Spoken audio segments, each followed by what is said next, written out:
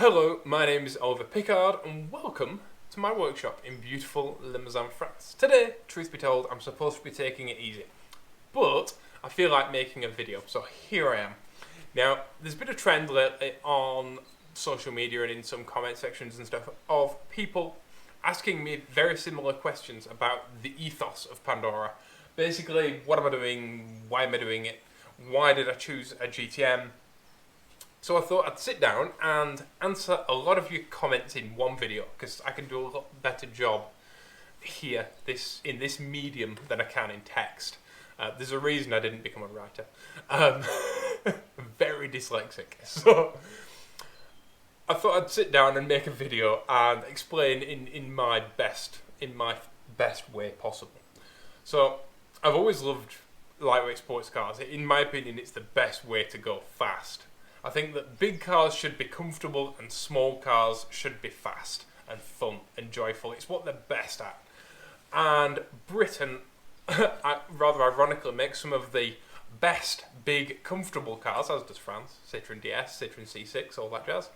But Britain makes some of the best big comfy floaty barges ever made. But we also, and the thing that we do best, is small, lightweight sports cars, be it Lotus Elises and Exiges, be it Lotus Europas, be it Caterhams. There are so many of them.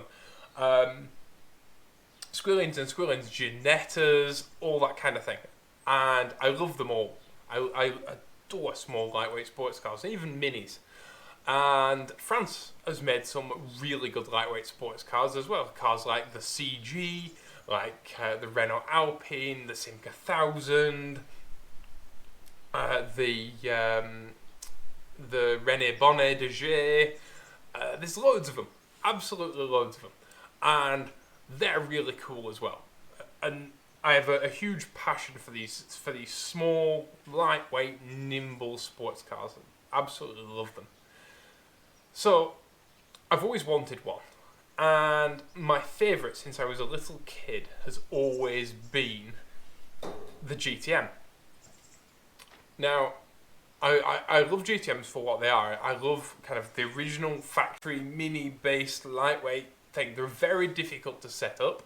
I know they can be very wicked if they are set up wrongly. They can be very darty and very scary. But if they're set up just right, they move in such a wonderful way. And watching one as a small child coming upon a very ratty one in a sprint race as a child, I just fell in love with them. I love the size, I love the way they move, I love that they are like the cross between a 911 and a Lotus Europa. I don't think the Lotus Elise was even a thing then. It might have just been a thing. But I love them. I think they're absolutely awesome, and I've always wanted one. But I've never found one. I never came upon one. They're not a car that you see, and I don't blame people for never having heard of them, because for a car that is so good, I mean they came out a year after the Lotus Europa, and they are the same weight as a Lotus Europa, and they are just as fast as a Lotus Europa, but yet the Lotus Europa sold all over the world, and they did really well, because Lotus. But even they're a bit underrated as well. Lotus Europas are fantastic cars. But for some reason, the GTMs, the Cox GTMs and the Hero GTMs, they never quite got the same kind of panache behind them. So I have always loved them though. But I never thought I'd be able to buy one. And then when I was a young kid, I always wanted a fast Mini. And I kicked around the idea of building a fast Mini, and then when I moved to Europe, I still wanted one, but it just never really happened. And then lockdown happened, and I realised that I wouldn't be able to drive other people's cars. That's not something that will be able to happen for quite a while. And I really like driving other people's cars. It's not an easy thing to do. It's very time consuming and stuff. But I knew I would have to work from home. And so I was looking for projects because my 2CV, my daily driver, Jolene, she's absolutely fantastic, bless her, but she never breaks down. I mean, that car, for being 57 years old this year, is it's brilliant. So I knew I'd need to work from home. I needed something to do. And then I came up on Pandora. And it wasn't called Pandora then. It was a very sad, sorry looking Little Cox GTM in somebody's side yard in Normandy. And I couldn't believe it. To me, it was as cool as finding, a 250 GTO in a lean-to. Like, these cars are incredibly rare. And in fact, there are far more Aston Martin DB6s than there are GTMs. I think there's supposed to be about 800 in the world. Many of those, sadly, are no longer with us because they were driven hard and put away wet. But even if all of them existed, there would still be 500 less than there are Aston Martin DB6s in the world. That just puts into perspective the rarity and why I never thought I'd find any. And most of them are still in the UK, those that are still left. But I just couldn't believe it. And so I thought, I have to buy it. And I knew it was a mess.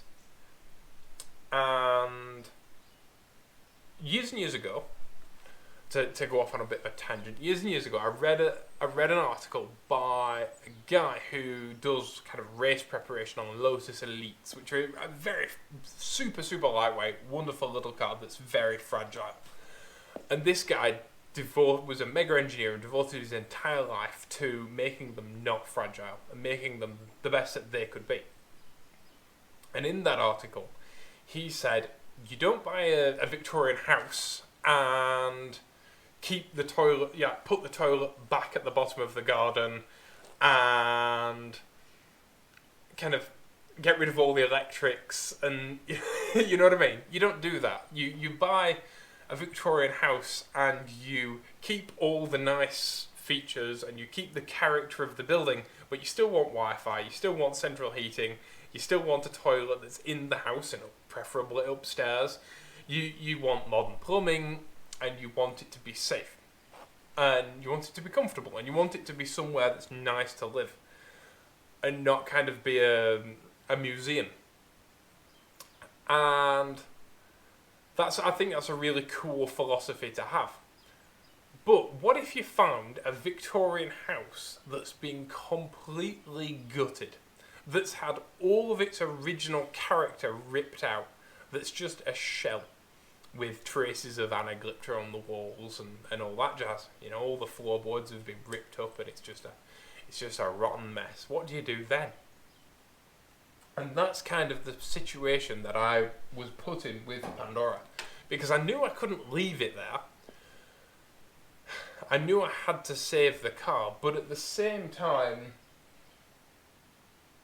a lot of its original character has gone. A lot of its originality has been gone through hard use. I mean, the car had been crashed twice, I know now. It had been filled with expanding foam and fiberglassed over. It had been set on fire. It had had pretty much the hardest life that a car can have and still exist.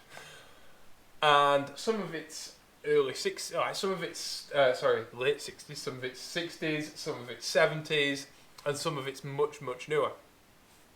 And the documentation that I have on the car said it was road registered in 1991, but I do believe that this car was around for a long time before that.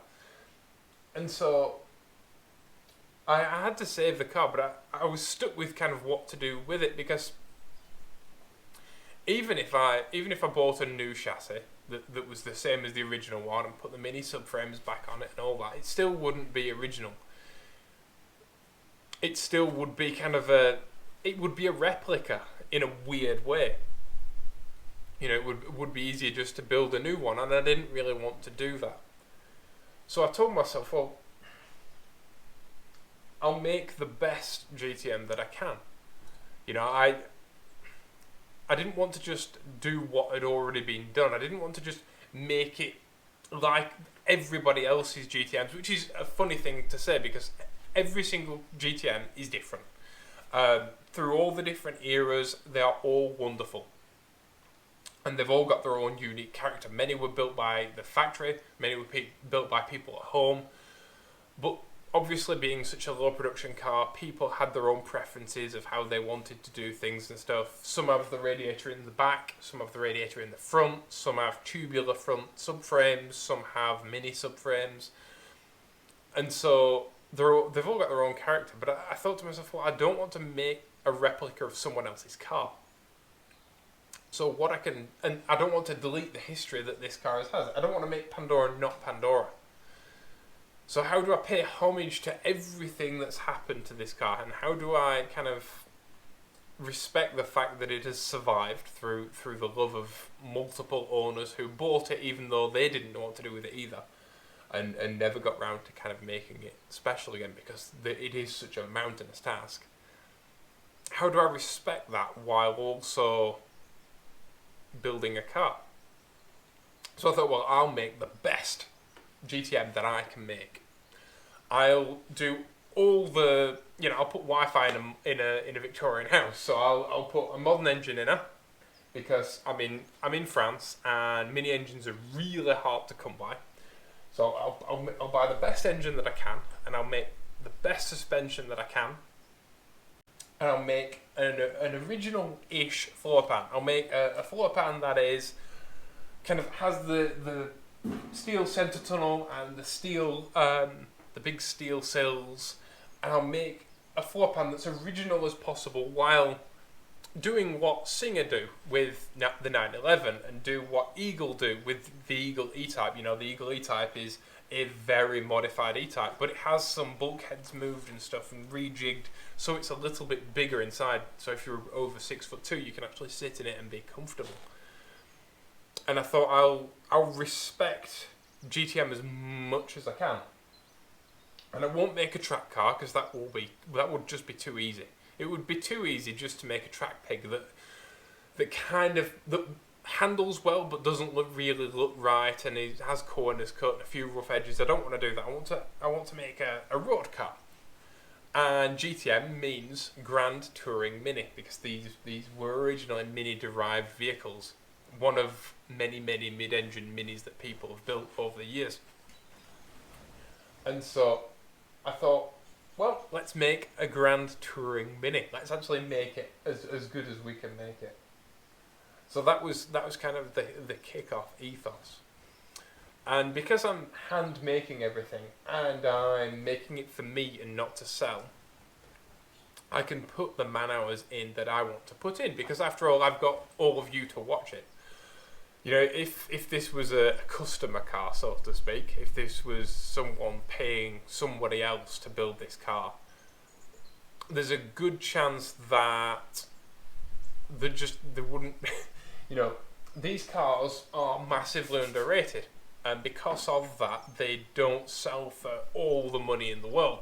If you look at, I mentioned a Lotus Europa before, which is an equivalent vehicle.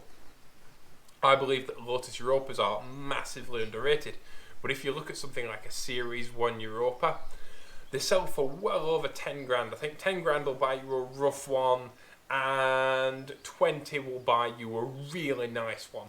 Just over 20 maybe. 1,000 euros will buy you a nice Series 1 Europa, which weighs the same and had the same power as a tuned up mini engine. 120 brake horsepower is about what you'll get out of one of those Renault engines and stuff. So, but these sell for a lot less than that. I mean, a lot less. In some cases, you can buy a GTM for a third of what a Europa will sell for. So they are the underrated car of underrated cars, which is another reason why I wanted to make a YouTube video about them, or several YouTube videos about them, because I wanted to bring attention to these wonderful cars. I wanted to bring attention to a car that I love and I adore, and I think they are fantastic, and I want other people to love and adore them, and I want other people to seek them out and rebuild them and make them special again. So I wanted to really take the time with Pandora, and I wanted to really put the man hours in to make it as special as it can be. So every time I'm designing a piece of the car, which to be honest I've sat down before I before I even began and started drawing stuff up. But every time I make a piece of the car like the inner sills, I look at it and I think, well, is that as good as I can make it if I spend a couple more man hours and I put a bend in here, and is that as strong as it can be? Is that as light as it can be? And really, really make it special. These videos, this restoration of Pandora, this, if it is still a restoration, is I suppose it is a love letter to a car I love and to a sort of car I love, you know. And that's my motivation behind it. Really, is to take something that could have just been turned into a ragabout track car, but most likely would have just seen the scrapyard, even though it's got really early GTM bits in it, even though it's, you know, the body's made up of an older rear wing. That rear wing there has balsa wood in above the sill. That's how early that piece is. You know, another GTM gave their life for this GTM, and so I really want to really make her special and really make her something to look up to. And I was actually worried that I would start making these videos, and because not many people have heard of these cars, they would just get lost on YouTube and nobody would care. And then I started making these videos. I thought, yeah, put your money where your mouth is. Like, I've always thought, if I make the videos that I really want to make, and I talk about the things that I really want to talk about and that I feel passionate about and that I truly love, because passion is addictive, isn't it? I've always thought, you know, people will find the channel and people will fall in love with it. And to my surprise and to my joy, that's exactly what's happened. People are falling in love with Pandora, and people are really appreciating these videos, and that's like the best thing in the world to me. And to all of you who are new subscribers and who've decided to support this channel by watching these videos and sharing them with your friends and stuff, that's awesome. And I've always wanted to build a car. Since I was. I designed my first modified Mini when I was about 12 years old, and like I say, I always wanted to build a modified Mini because I never thought I'd get this car. And it's not my only dream car, obviously. Jolene, my 2CV, is definitely one of my dream cars. I adore that thing. It really, really is the best daily driver. But I wanted something that was completely the opposite to Jolene, completely the opposite to my 2CV, because I could have bought another 2CV and restored it on the channel, and it would have done mega. It would have got massive views, and it would have propelled the channel. But I've already got a 2CV, and so I wanted to have something that was completely different. I wanted to have something that I'd still drive when it was done. Because I don't see the point of having two cars that do the exact same job. If I'm going to have multiple cars that I'm going to keep, because I am going to keep Pandora, I'm not going to sell Jolene. I want both cars, and I want them both to do very different jobs, and I want to have two very different driving experiences, because early 2CVs are one of the best driving cars money can buy. It's a fact. Whether you agree with me or not, if you don't agree, you're wrong. There's a reason why so many automotive journalists, from Chris Harris to Andrew Frankel to James May, own 2CVs, because they are cracking little driving cars, and they are some of the most fun that you can have behind the wheel. But I wanted something that was completely different. And, you know, I didn't want just another front-wheel drive car. I didn't want something that was comfortable and floaty and all of that. I wanted something that was comfortable and sporty, and that's why I found Pandora. And it's really funny. A lot of people haven't realised that one of the reasons why I called it Pandora is not just because of Pandora's box and Pandora being, you know, a replica of the gods, and being designed to be the most beautiful of all women and all that, but because Pandora is also my pandemic car, and she's my pandemic project, and I need to stay sane as much as everybody else. So I'm in lockdown with my family here in France, and I'm trying to keep everybody safe. And one of the best ways I can do that and still do what I love, was to start a project and was to build a car. So that's my kind of ethos behind Pandora. But I don't want to turn Pandora into a modern car. I don't want to make some kind of, I don't know, weird Frankenstein object, even though she's a weird Frankenstein object, and she was a Frankenstein object before I was even part of Pandora's story. Pandora was a weird Frankenstein object. But what I mean by that is I don't want to make it a modern car. I don't want to modernize it. I hate when people put big modern wheels on classic cars. I want to keep Pandora a classic car, but I want to make Pandora a classic car that can really keep up and that really matches my roads, because I live on some really unique roads that are incredibly narrow. They're about a car and a half wide, and they often are crowned and they've got big ditches down the sides. Very rural French. I live on what are called D roads in France. They're not A roads, they're not B roads, they're D roads. Super skinny, super windy, and they are some of the best tarmac rally roads on the planet. They are superb.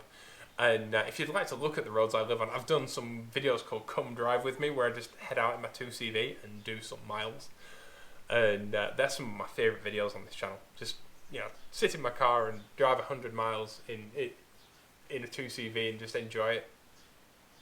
Because these roads are just superb where I live. So I wanted to build Pandora for the roads that I live on as well, and really build a car that was for me, something that wasn't designed for anybody else, something that was just a completely selfish folly, and that was very classic and very timely. And like I say, I might never be able to afford a Singer, and I might never be able to afford an Eagle E-Type or an Alphaholics Alpha or something like that.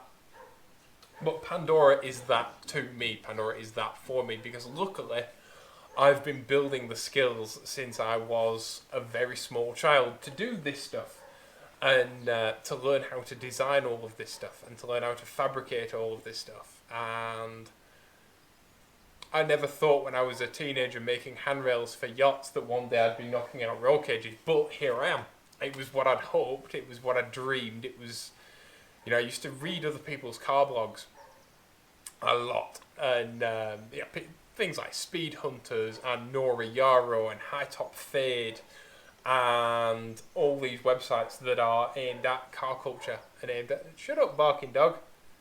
And were aimed at kind of just car culture and working on cars and just passion. And I always thought, I want to be those people. I want to do that. And that's one of the reasons why I started doing automotive YouTube. Because I adore it, I love it. I've always loved cars.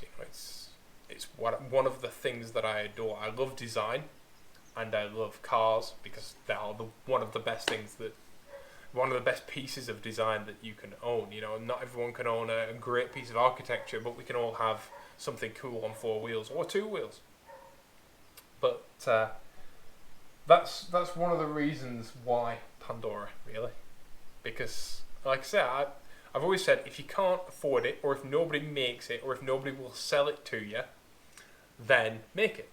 Make it yourself. Pull up your sleeves and get out the grinder and start filing some tubes. And one of the reasons why I've decided to do an integrated roll cage rather than just make a roll cage and a chassis is because I know that not everyone cares about roll cages. I know that most people don't have a roll cage in their car at home.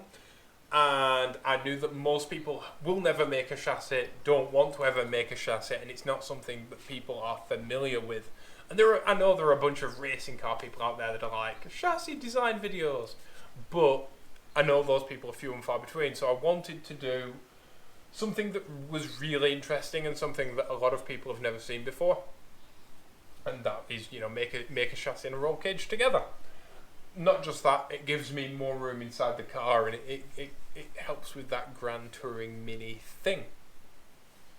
So yeah, that's why, really. And the K20, if you don't know, by the way, there are GTMs, later GTMs, I think they're called Libras, that have Honda engines in them.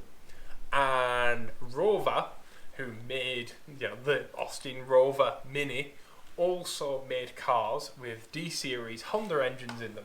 And that Honda K-Series was made in England. So, or it might not have been made in England necessarily. A lot of the parts on it were made in England. It was assembled in England. So it is a British engine in a British sports car, even though it is a Japanese engine in a British sports car. It's also British.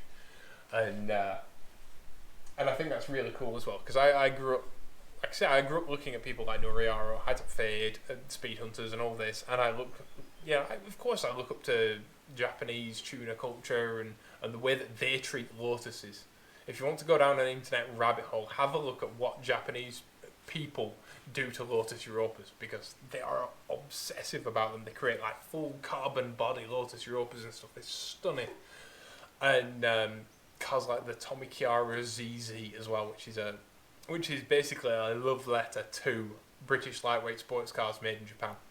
And all those things have massive influences on me, like I say, as well as Singer and as well as the Eagle E-types and the Alphaholics and GTO engineering of this world.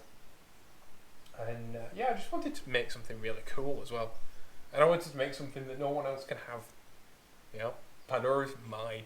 And you, unless you want to build one, you can't have another one of these. I'm not going to sell them. I'm not doing it to make money, because it would be the world's most expensive GTM by the time this is finished. But I don't care. To me, it's not about the monetary value. There are things in life that are more that are much more important than money, and that's easy to say if you've got money, or you know, you might have a very different perspective if you don't have money. But the fact is that I can build this car, and that I have the ability to build this car. So that's really what I want to do. And that's more important to me than what it will be worth or a monetary value someone else may give it once it's finished. It's not about that to me. It's about the things that I want to do with this car. And I want to drive this car around Europe. I want to drive this car to Africa, to Morocco, and drive through the Atlas Mountains in it. I want to drive this car to the north of Scotland.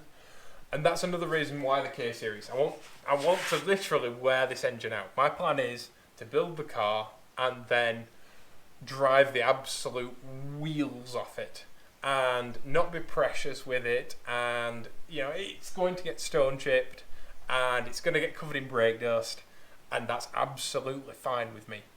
It's going to get wet, it's going to get dirty, it's going to get possibly muddy, and I'm fine with that. That's why I'm building it, you know. And I want to do massive miles in it. That's why I chose an engine that I know will be good for well over 400,000 miles. And that engine currently has under 50,000 miles on it. So I've got quite a good margin, quite a few years to go until I need to rebuild it. And when that day comes, I will be able to rebuild it, because everything for these engines is, you know, widely available, and they are a much loved engine. And I knew that if I built a mini engine, after 60,000 miles, I would have to rebuild it again, and that's not something that I want to do, because I want to do really big miles in this car, and really use it, and really do some motorway miles on it, as well as a lot of country road miles and track days and stuff. Basically, Jolene, my 2CV, she's comfortable, she's practical. I can shove bags of cement in it. People really get upset with me when I do that, but that's what it's for. She was made for rural France, and she's the perfect car for rural France. But rural France of the early 60s didn't have motorways, it didn't have many, cross-continental trips. And as much as 2CVs are great at driving across deserts and stuff like that, I feel really bad sitting on a motorway with Pandora revving the heck out of the engine. And so I really want something that on longer motorway trips I can just jump in and I can do 75 miles an hour all day long, and just chill out. So that's what this will do. It will be a jack of all trades, and I love that. And I've got something with a massive boot, so I don't need something else with a massive boot, do I? So yeah, that's why I'm doing it. That's a lot of the ethos behind it, and And I'm really glad that a lot of you are loving it. And I don't want to spoil these. It's weird. A lot of people keep asking me what I'm going to do with the car and what my plans are. Shut up, dog. And hey, that worked for a second.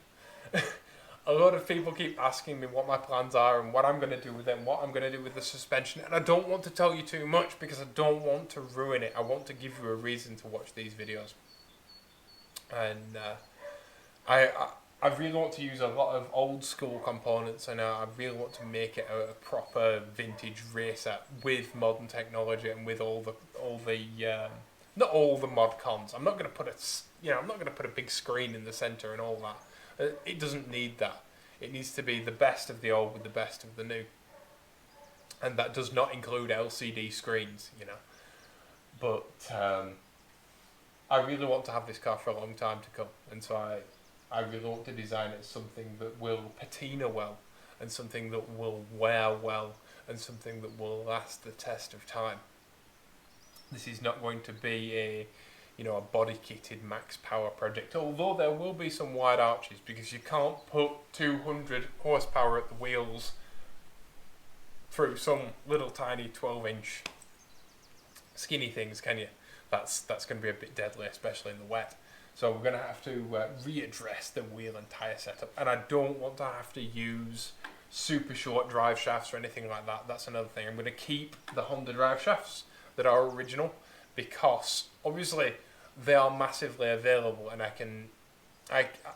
it's really important that Pandora is also serviceable, so that I can get new drive shafts if I want new drive shafts.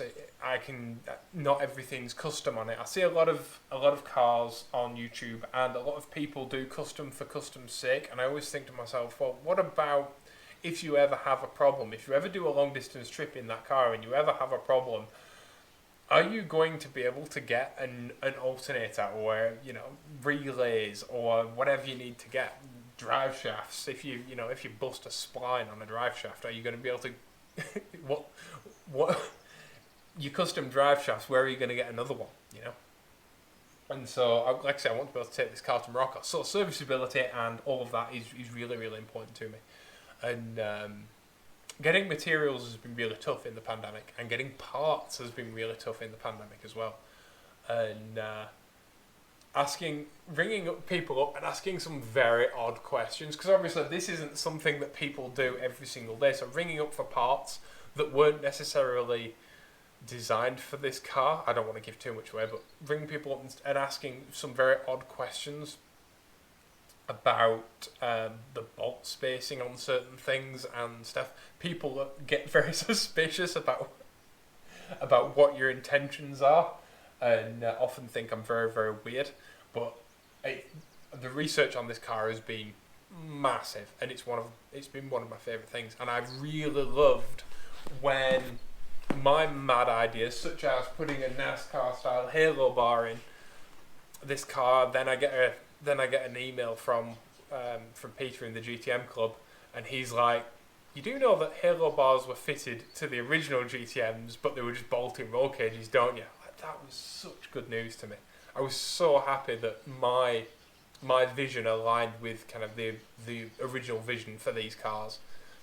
And like I said, I've asked myself a few times, if they had a bit more time and they had a bit more money and they had a bit more backing, what would a Cox GTM have looked like? What would a Hero Engineering GTM have looked like?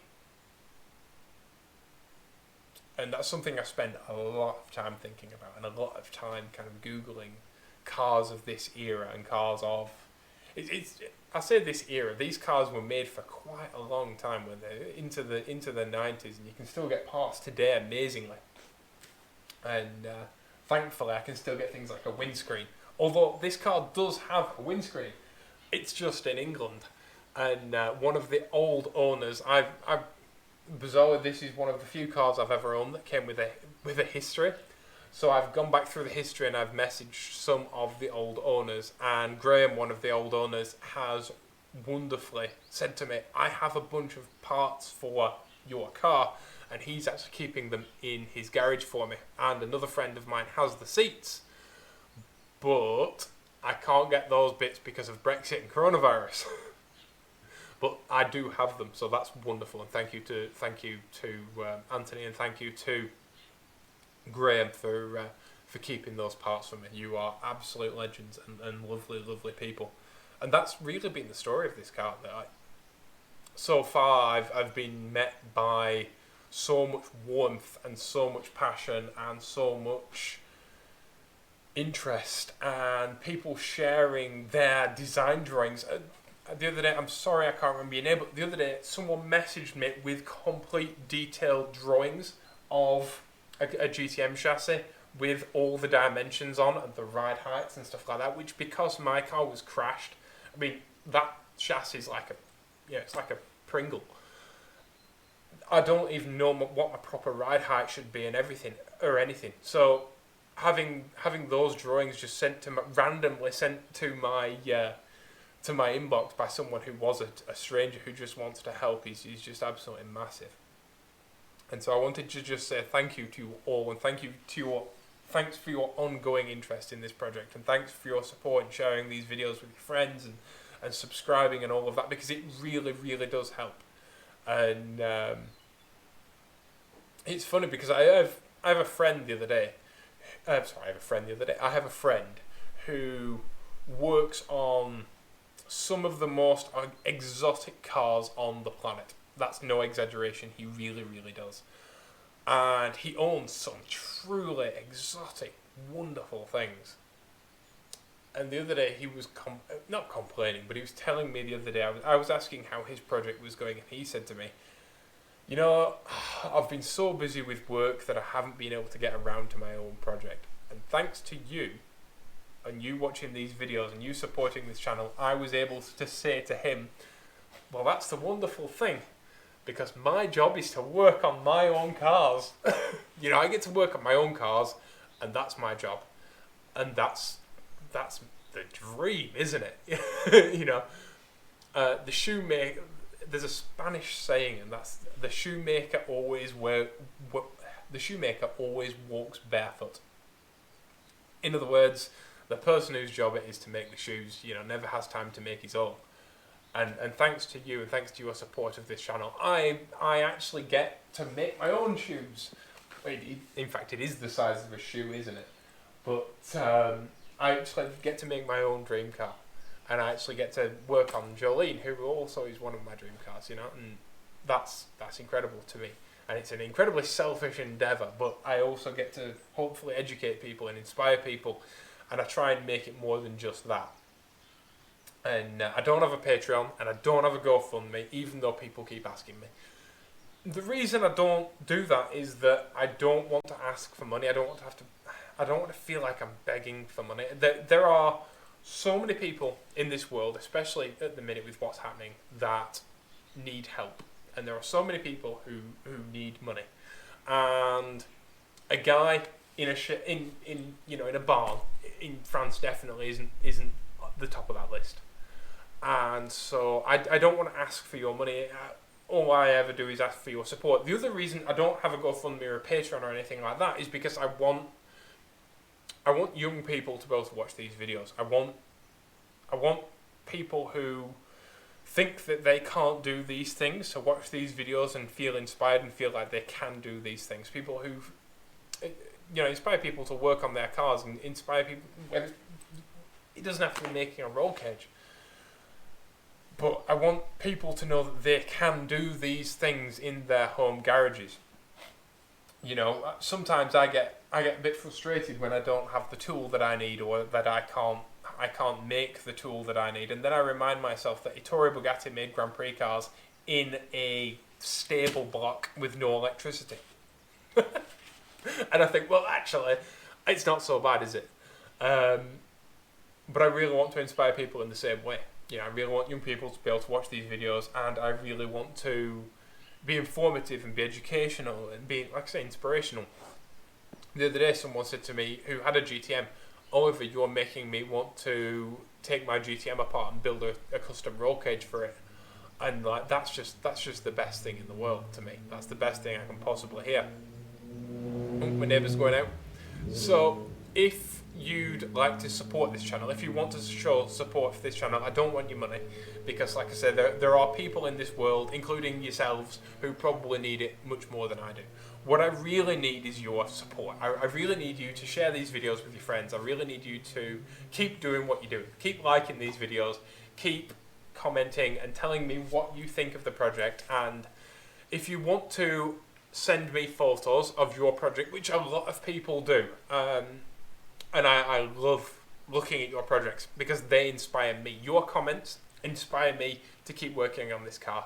A lot of people who say, you know, I spend my lunch break or I spend my evenings on a Friday or on a Saturday watching your videos and you make my day brighter. Like, people who say that, that just makes my heart explode. It's the coolest thing in the world to me. But doing what you're doing by watching these videos, by commenting, by liking them and sharing those messages with me, it's just the biggest thing in the world for me, and thank you so much. But like I say, if you want to share your projects with me, if you want to send photos of whatever you might want to send, whether it's wood turning a salad bowl, or whether it's building your house, or whether it's working on your car, make sure you join our Facebook group. And the reason why I say our Facebook group is because it's called the Oliver Pickard Community for a reason. It is your space to share your stuff with everyone else that watches this channel. And I really wanted to make a space that is really friendly, where people don't talk down to people and where people can ask the silly questions that everyone's afraid to ask. Because Lord knows I've needed to ask some stupid questions over time. And I've always been thankful to the people who, instead of mocking me, have just told me what they use or what they know, and helped me to grow as a person who has grown into this, you know. And I want to create a really supportive community where people can come and people can share their stuff without being judged, and they can be met with enthusiasm and, like I say, can ask the difficult questions. And so that's the Oliver Pickard community, and that's on Facebook, and all of my social media and all of that is all down below. So thank you to everyone for watching this video. Please be awesome to each other, and I'll see you all in the next video. Bye bye. I'm on wheels.